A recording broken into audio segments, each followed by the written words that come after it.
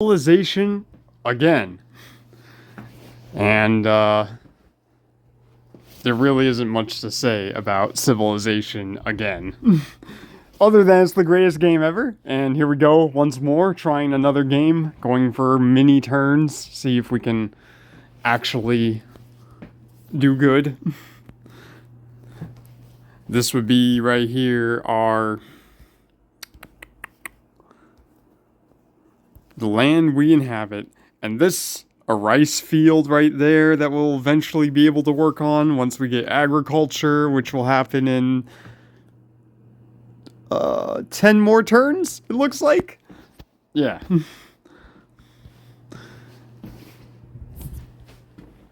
Civilization, I mean, this is one of those games, why I like it so much is it follows a trend of emergence. Or no, it follows the trend of rise and fall. It follows the trend of turn 400 being far different than turn 900.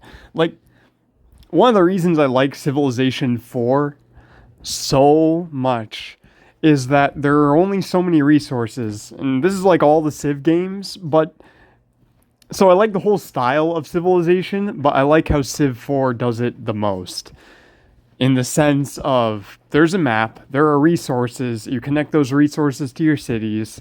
Every city has a happiness-unhappiness meter. It's not like Civ5 with the global happiness of the empire. You have a trade network where... Well, that's not so different from Civ5. Civ4 is just the greatest because you can stack units on a tile. See, all the other Civ games can't do the military AI at all. But in Civ 4, if you were comparatively the same as another empire on the map, the AI could actually manage its armies well enough. And that was because it didn't have to undergo the logic of how to position artillery and frontline units and all the nonsense you see in Civ 5 AI and in Civ 6 AI, when there's actually a method you need to use to take over another country, and the AI doesn't know how to do that method at all.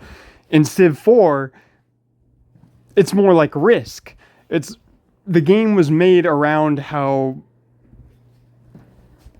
The strategy was made for an AI that could understand it. Like, the strategy isn't so complex. You move your mega stacks of units around, you try to get the best positions, you attack the weak, you know, etc. But basically, if the country was doing good economically, the AI opponent, then you can't just steamroll them. You can't just cheese the AI. You can't... Because, there wasn't that much complexity to the war mechanics, so you don't just come up from nothing because you know how to, like, beat the AI's logic.